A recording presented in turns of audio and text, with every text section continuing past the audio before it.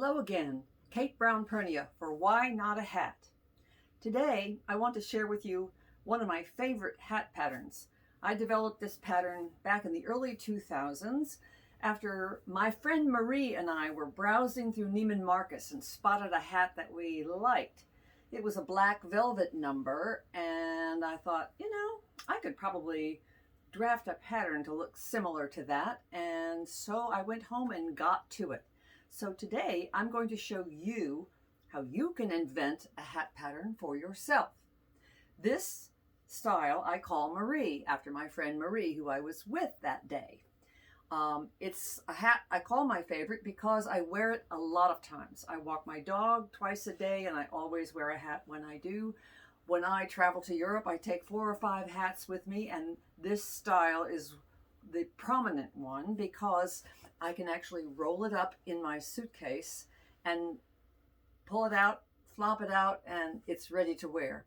This is commonly called a floppy hat. I don't like that term because I think it applies too much to those wilted looking little straw hats that you find in a place like Target or these stores that carry a minimal supply of hats.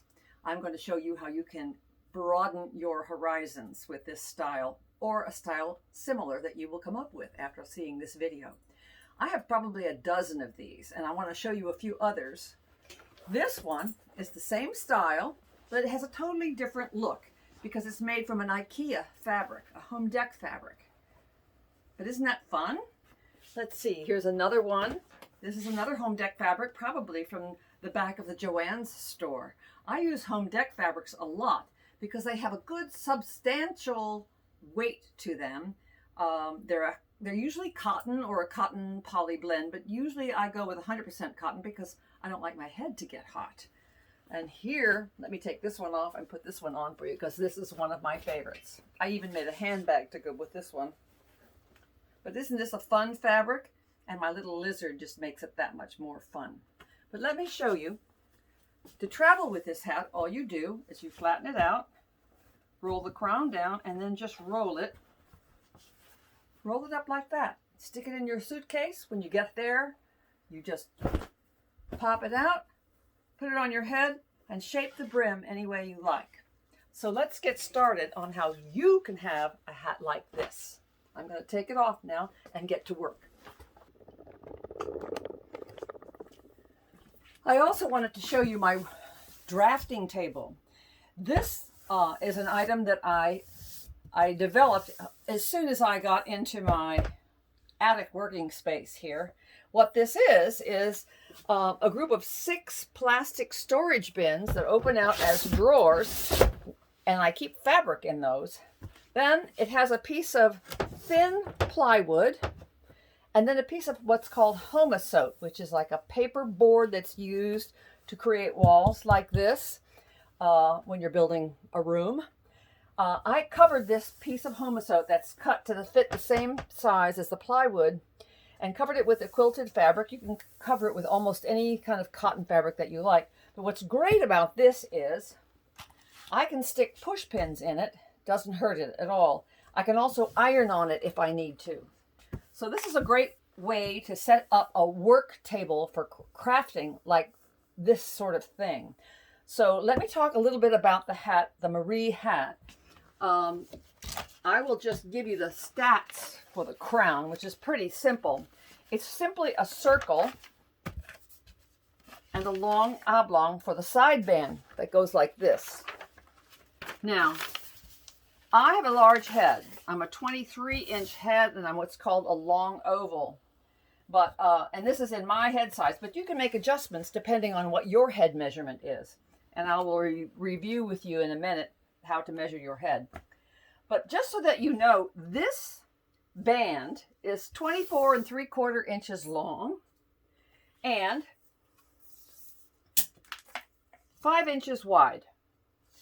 Now, the tip of the crown is 8.5 inches in diameter. You remember the diameter is one side to the other side. Radius goes from the middle out. And I'm going to show you how to draft radius later. But that's all you need for your crown. You need to add seam allowance. Let me see. That's 8.5, including seam allowance. So it's actually 7.5 when you draft the radius first. But anyway, so seam allowance is added on. Seam allowance is included in these measurements. And all you do is sew the back seam and then sew the tip of the crown to the top. And then you have to go for a brim. And I want to show you how to draft a brim pattern. So, when I'm working on patterns, I usually use this brown craft paper. I believe it's called postal wrapping paper. Scotch makes it, and I get it at Target or any place where they have art supplies. But let me show you how to do this. It's kind of fun, actually. I use my millinery push pins to secure the paper to the table. Like I said, you can pin into the table without hurting it. Now, how do I get a big enough circle to start to create a brim for this hat? Well, I wanted a large brim. So let me see. Let me look at my notes. I used a 9.5-inch radius for the beginning of my brim. Now first I'm going to take a see-through ruler and just mark the center on the paper. And this kind of ruler, it's clear so you can see through it and make sure you get an exact horizontal mark. Now, when I was in millinery school, we were required to get these plastic rulers. They're great because they start at 0 in the middle and they work their way out in inches. Now, back in the olden days when I went to millinery school, they didn't come with holes in them. We had to burn our own holes by heating an awl, which is a pointed metal stick, through in half-inch increments, sometimes quarter-inch increments. Now you can buy them with holes in the half-inch increments. If you need to burn another hole, like I said, you can heat an awl and stick it, or a pin, but you don't want to burn your hands when you're doing it, and stick it through. So I'm going to go 0 here and put it right where the two lines cross.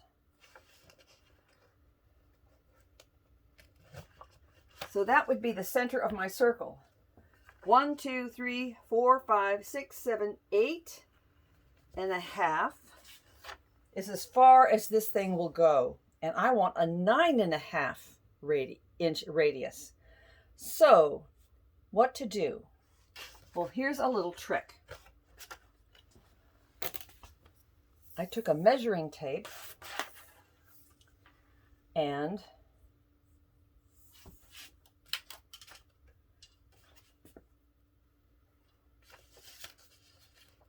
put the pin in at 10.5 right into the middle,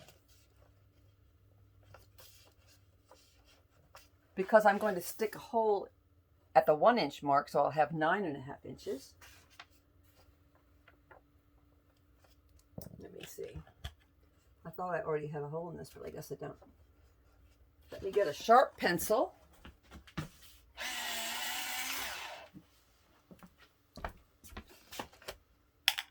Now I can stick my pencil in at the 1-inch mark and just use my tape measure as a compass.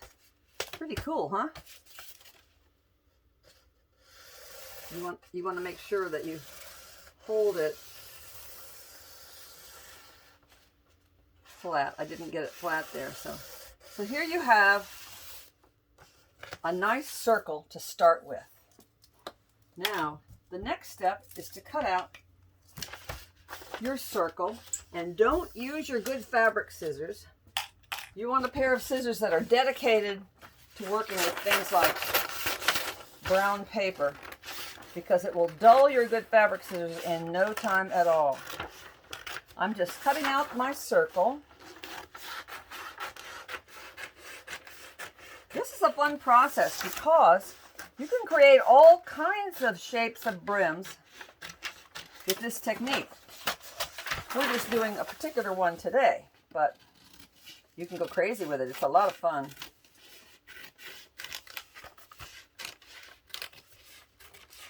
Now on this hat of mine that I like so much, the brim is shorter in the back than it is in the front.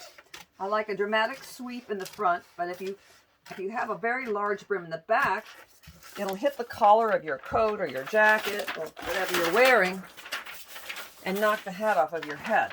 So I'm going to offset the center of my hat.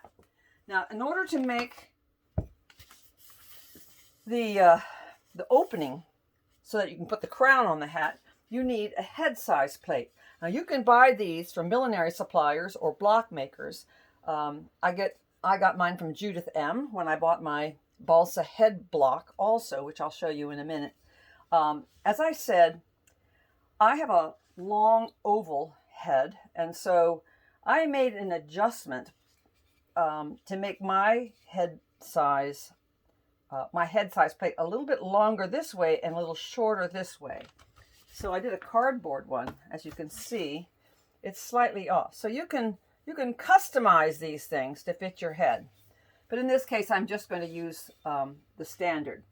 Now, the head size plate comes with a horizontal mark so that you can match up your, and a vertical mark as well. So you can match up where the head size plate should go to be in the dead center of your circle. But as I said, I want a shorter brim in the back and a longer brim in the front. So I'm going to just make a mark here so you'll know where the original thing is. And then I'm going to move it up. Here we go, my plastic ruler. I'm going to offset it by 1 1/4 inches. So 1 1/4 inches is about there. I'm going to keep that line aligned. So you see, now I have a larger brim in the front and a shorter brim in the back. And I'm just going to trace around like this. We'll get rid of those lines. And what's important for you to know is when you go to put your seam allowance in your head size opening, the seam allowance goes on the inside of this loop, not on the outside. If you did that on the outside, you'd end up with a very big head size. So the next step is to just cut out. What I normally do is cut all the way to the edge of the head size.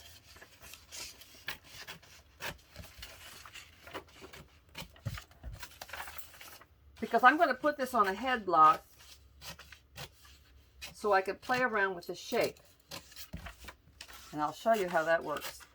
Now, you probably don't have, unless you've ordered one recently, a balsa head block. You can get them also from any millinery supplier or block maker. You can find styrofoam blocks in craft stores, but they generally tend to be very small. They're like 19 inches, and like I said, my head size is 23. So you see, this comes down over the head block, and I'm just going to pin it to show you how it works. Now this is not finished yet. This is just the opening salvo.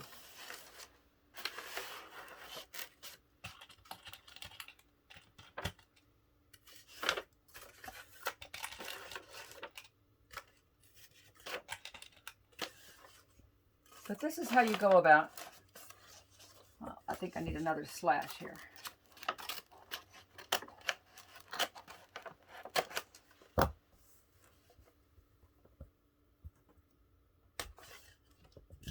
So how do you get rid of all of this extra stuff? Because that looks terribly floppy, and we don't want a floppy hat, do we? So what you do is you slash in to the brim like this. Scary, huh? And I like to use masking tape for this because if I make a mistake, it peels off easy. I overlap it about an inch, just for starters, and you can change that as you go along. And just do this until you come up with a style that you like. I mean, a shape that you like.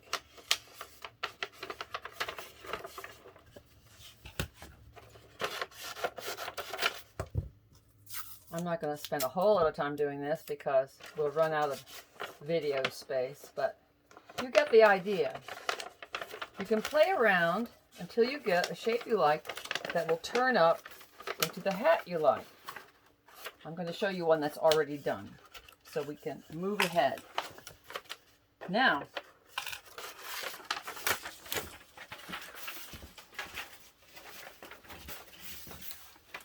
here we have one that I did the other day.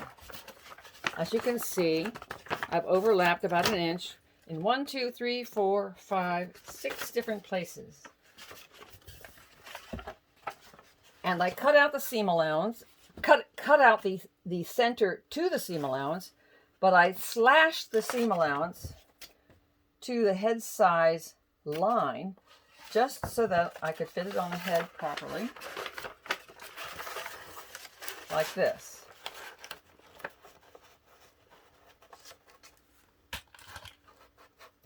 I've cut the center back of the hat pattern, but remember we don't have seam allowance there yet, so I'm just going to do this for the time being. But you get the idea. Now, paper doesn't roll as nicely as fabric does, so this might be a little bit challenging. And I like to add ease to this head size because I have, like I said, a large head, but I also have a lot of hair, and I like to stuff my hair up in a hat when I'm traveling, so I don't have to worry about what it looks like. But you get the idea. If you get the pattern the way you really like on one side but not the other, you can simply cut it down the center line and then cut out a new one in brown paper, a final one like this. Fold it in half and cut it on the fold. So you see now I have a pattern. This is the back of the head. I'm going to ease it down on the headlock. I hope this isn't too confusing. But you can see I've added an extra 1.25 inches to give me seam allowance for the center back seam and also a little ease for all this hair. But you see, I'm now, if you don't have push pins, you can use straight pins like I'm doing right now. Because as you can see, I'm getting a nice large brim and it's fun to do. So I would urge you to get out some brown paper and your measuring tape compass and have some fun with it, because after all, why not a hat?